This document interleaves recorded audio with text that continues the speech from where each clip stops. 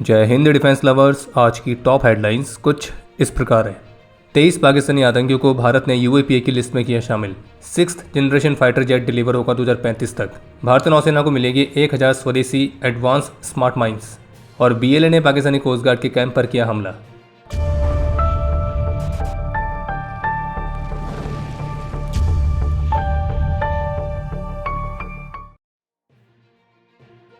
आतंकवाद के खिलाफ जीरो टॉलरेंस पॉलिसी के तहत केंद्रीय गृह मंत्रालय ने 23 और पाकिस्तान बेस्ड इंडिविजुअल्स को यूएपीए यानी कि अनलॉफुल एक्टिविटीज एक्ट के अंडर आतंकियों की लिस्ट में शामिल किया है।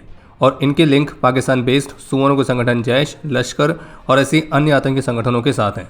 वैसे एक इंटरेस्टिंग फैक्ट ये है कि इस यूएपीए के अंडर जो लिस्ट बनाई गई है, इसमें जो आतंकियों के नाम शामिल किए गए तो उनमें से कई नाम ऐसे हैं जिनको अज्ञात बंदूकधारी कब का हॉरिफाइड कर चुके हैं, और बाकी जो बचे हुए हैं उम्मीद करेंगे कि उनका नंबर भी जल्दी आ जाए।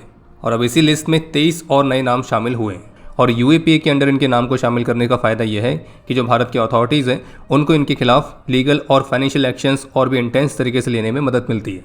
और ये भारत की इंटरनल और टेरिटोरियल सिक्योरिटी को मजबूत करने के उद्देश्य के साथ है। और ये जो कदम है ये एनआईए और अन्य एजेंसीज़ को इस लिस्ट में शामिल आतंकियों के फाइनेंशियल एसेट्स को फ्रीज करने में मदद करेगा। और इन 23 आतंकियों में से 17 पाकिस्तानी हैं और 6 यहीं लोकल के हैं, जो कि पाकिस्तान और पीओके से भारत में आतंकी गतिविधियों को अंजाम देते हैं।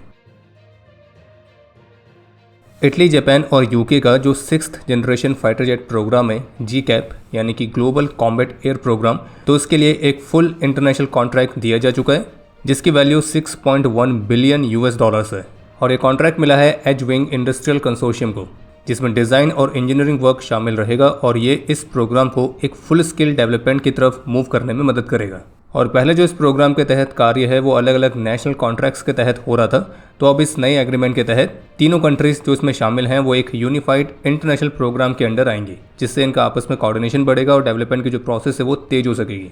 और जो एज विंग है वो यूके की BAE सिस्टम, इटली की लियोनार्डो और जापान की JAIEC, तो इनका जॉइंट वेंचर है जो कि 6th जनरेशन कॉम्बैट एयरक्राफ्ट की डिज़ाइनिंग और डेवलपमेंट के लिए रिस्पॉन्सिबल है। और योजना के अनुसार ये जो 6th जनरेशन फाइटर जेट है ये 2035 तक सर्विस में एंटर करने की उम्मीद है, जो कि यूके और इटली के यूरोफाइटर टाइफून और जापान के मित्सुबिशी F2 को रिप्लेस करेगा।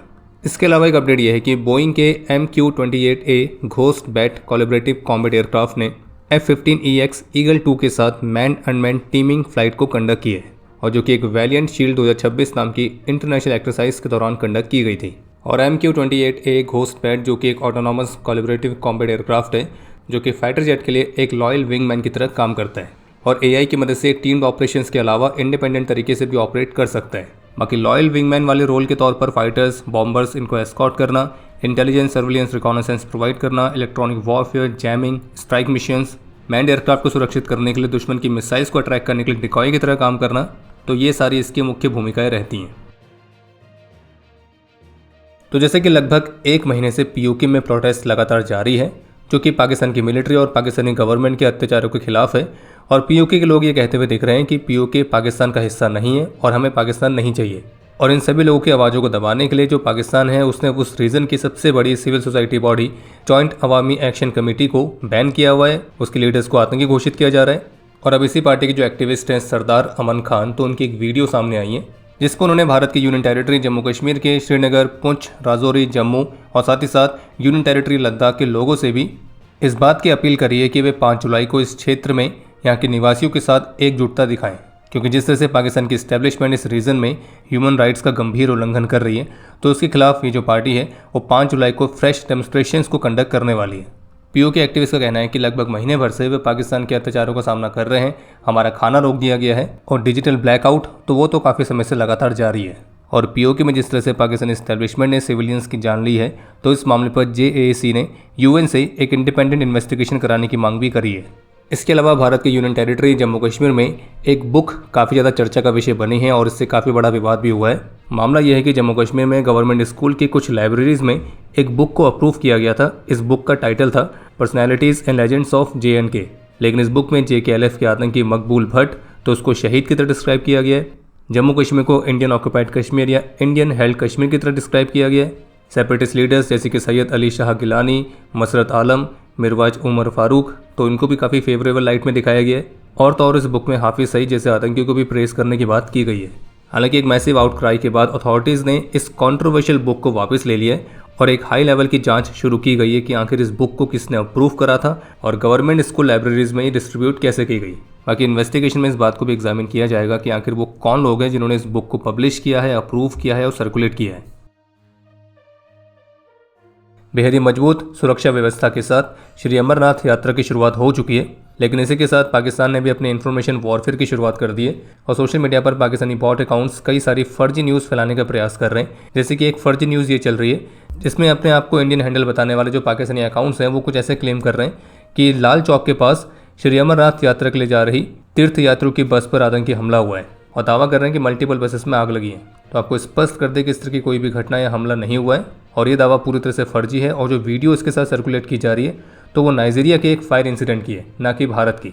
इसके अलावा जो पाकिस्तानी बॉट अकाउंट्स है वो भारतीय सेना के नए प्रमुख जनरल धीरज सेठ की AI से जनरेट की गई फेक वीडियो को भी सर्कुलेट कर रहे हैं और इस फेक वीडियोस के माध्यम से उनकी छवि बिगाड़ने का प्रयास किया जा रहा है। लेकिन भारतीय सेना की फैक्ट चेक टीम ने ऑफिशियली कंफर्म किया है कि वो वीडियो पूरी तरह से फर्जी है, उसको डिजिटली ऑल्टर किया गया है और ये कुछ और नहीं बल्कि भारत की मिलिट्री लीडरशिप की इमेज को खराब करने का प्रयास है।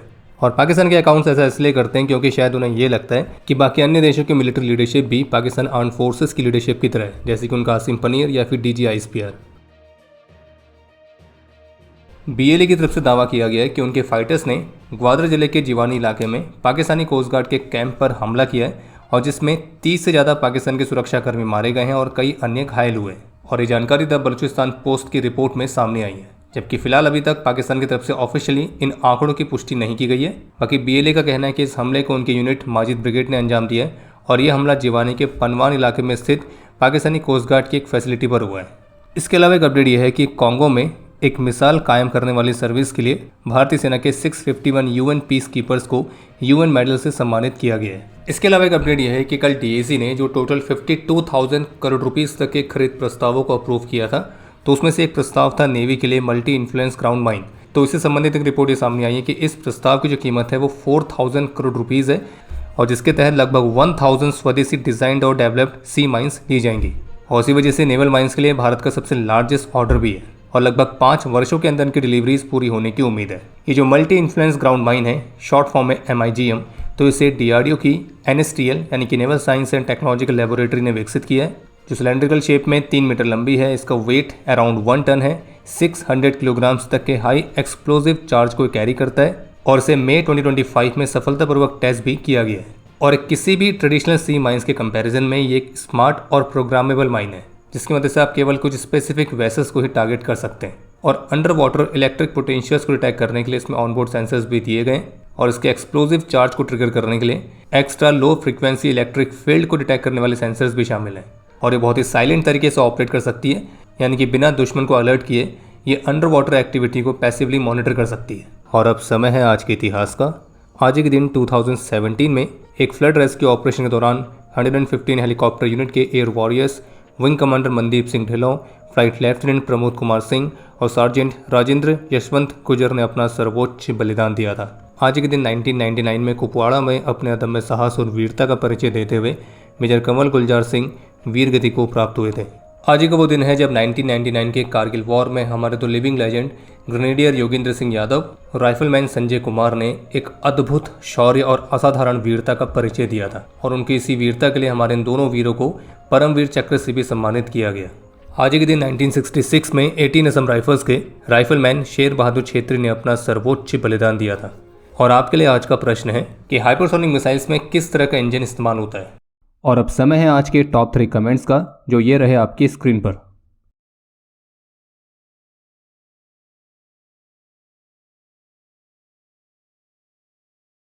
उम्मीद है आपको आज का एपिसोड पसंद आया होगा। पसंद आया तो वीडियो को लाइक करना ना भूलें। आपके कोई भी सुझाव या सवाल हो तो उसके लिए कमेंट सेक्शन ओपन है। और अगर आप डिफेंस रिलेटेड और भी एक्सक्लूसिव कंटेंट में दिलचस्पी रखते हैं तो आज ही प्ले स्टोर से डिफेंस स्क्वाड की सुपर ऐप को डाउनलोड करना ना भूलें।